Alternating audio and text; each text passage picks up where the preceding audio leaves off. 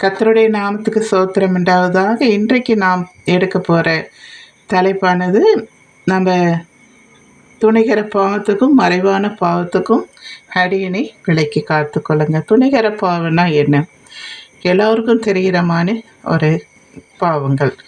கலாத்தியர் புஸ்தகத்தில் 5ஆம் அதிகாரத்தில் 19 21 வரைக்கும் நீங்கள் வாசித்து பார்த்தீர்கள் என்றால், மாம்சத்தின் கிரியைகள் வெளியரங்கமாய் இருக்கின்றன. அவைகள் யாவன? விபச்சாரம், வேசித்தனம், அசுத்தம், காம விவகாரம், விக்கிர ஆராதனை, பில்லி சூனியங்கள், பகைகள், விரோதங்கள், வைராக்கியங்கள், கோபங்கள், சண்டைகள், பிரிவினைகள், மார்க்க பேதங்கள், பொறாமைகள், கொலைகள், வெளிய வெறிகள், களியாட்டங்கள் முதலானவைகளை. இப்படிப்பட்டவைகளை செய்கிறவர்கள் தேவனுடைய ராஜ்யத்தை சுதந்திரிப்பதில்லை என்று முன்னே நான் சொன்னது போல இப்பொழுது உங்களுக்கு சொல்லுகிறேன் என்று இந்த வசனத்திலே சொல்லப்பட்டிருக்கிறது. அதாவது நம்ம செய்கிற பாவங்கள், துணிகரமாக செய்கிற பாவங்கள் எல்லாருக்கும் தெரியும். அது என்னென்னா இப்படிப்பட்ட காரியங்கள்லாம் நான் இப்போ வாசித்தேன் இல்லையா, அதையெல்லாம் எல்லாருக்கும் தெரிகிறமான காரியங்கள். மறைவான பாவங்கள்லாம் நம்ம இருதயத்திலே இருக்கும். இருதயத்தின் சிந்தனைகள், இச்சைகள், சுய இச்சை, நமக்கு மட்டுமே தெரிஞ்ச காரியங்கள். மற்றவர்களை பார்க்கும்போது நன்றாக சிரித்து கொண்டு இருப்போம், ஆனால் உள்ளுக்குள்ளே கோபமாக இருப்போம் இல்லையா? எப்படி சொல்வது? அது எப்படி அதை கண்டுபிடிக்க முடியாது. பார்க்கும்போது நன்றாக இருக்கிற மாதிரி இருக்கும், ஆனால் உள்ளுக்குள்ளே நம்மளை குறித்து அவர்கள் முறுமுறுப்பார்கள், கோபப்படுவார்கள். அது மறைவாக இருக்கும். அதே மாதிரி பாவங்கள், இச்சை, அதான் ஆண்டவர் சொல்கிறார், நீங்களும் முகத்தை பார்க்குறீர்கள், நான் இருதயத்தை பார்க்குறேன். ஆண்டவருக்கு தெரியும் நம்ம இருதயத்தில் என்ன இருக்குது. பொறாமை இருக்கா, மேட்டிமை இருக்கா, பழி வாங்குன்ற எண்ணம் இருக்கா, இதெல்லாம் ஆண்டவருக்கு நன்றாக தெரியும் இல்லையா? நம்ம சில நேரத்தில் யோசிப்போம், ஏன் இப்படியெல்லாம் அவர்களுக்கு நடக்குது அப்படின்னு. ஆனால் அவர்கள் உள்ள இருதயங்கள் எப்படி இருக்குன்னு ஆண்டவருக்கு தான் தெரியும் இல்லையா? நமக்கு தெரியாது. வெளியரங்கமாய் பார்க்கும்போது நன்றாக இருக்கிற மாதிரி தெரியும், ஆனால் உள்ளே அவர்கள் எப்படி இருக்கிறார்கள் என்பது கடவுளுக்கு மட்டும்தான் தெரியும். சிலர் துணிகரமாக எல்லாவற்றையும் செய்வார்கள்.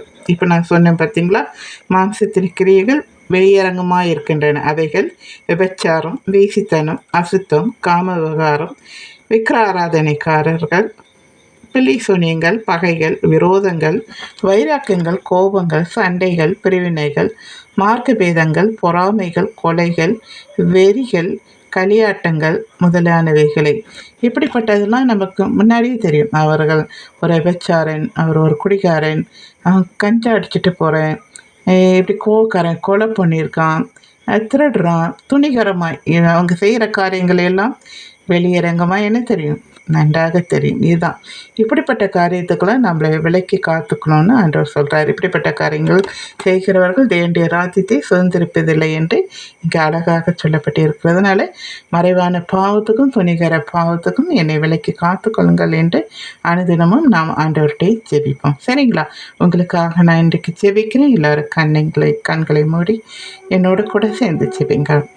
அன்புள்ள இயேசு சுவாமி, ஆண்டவரே, என்னோடு சேர்ந்து செபிக்கிற வாலி பிள்ளைகளோ, அப்பா முதிர் வயதுள்ளவர்களோ, அப்பா சிறு பிள்ளைகளோ, யாராக இருந்தாலும் தகப்பனே, அவர்களுடைய செய்த குற்றங்களை உணர்ந்து ஆண்டவரே உங்கள் இடத்துல அறிக்கை செய்து, ஆண்டவரே இதை விட்டு விடுகிறேன், எனக்கு உதவி செய்யுங்கள் பரிசுத்தாவியானவரே என்று செபிக்கிற ஒவ்வொருத்தருக்கும் ஆண்டவரே நீர் விடுதலை கொடுக்கும்படியாக செபிக்கிறேன். விடுதலை நாயகர் நீர் ஆண்டவரே. உம்மாலன்றி ரட்சிப்பில்லை, உம்மாலன்றி விடுதலை இல்லை ஆண்டவரே. இந்த பிள்ளைகளுக்கு ஆண்டவரே உடைய பாதத்தில் இந்த நாளிலே ஆண்டவர் ஜெபித்து கொண்டு இருக்கிறேன். அப்பா என்னோட சேர்ந்து ஜெபிக்கிற ஒவ்வொரு பிள்ளைகளுக்கும் மன்னிப்பை ஆண்டவரை நீர் தந்தருளும்படியாக ஜெபிக்கிறேன். மன்னித்து ஆண்டவரை நீர் அவர்களை கரம் பிடித்து உடைய பரிசுத்த வழியிலே நீர் நடத்தும்படியாக இந்த நாளிலே அந்த பிள்ளைகளை உடைய கரத்தில் ஒப்பு கொடுக்குறேன் தகப்பனே. நீரே வழிநடத்துங்க, உடைய ராஜ்யத்துக்கு தகுதிப்படுத்துங்க. மறைவான பாவத்துக்கும் துணிகர பாவத்துக்கும் பிள்ளைகளை விலக்கி காத்துக்கொள்ளும்படியாக நசரேயனாகிய இயேசு நாமத்தினால ஜெபிக்கிறேன். ஜீவனில் ஜெபிக்கணும் பிதாவே, ஆமீன். தேங்க்யூ ஆண்டவர்.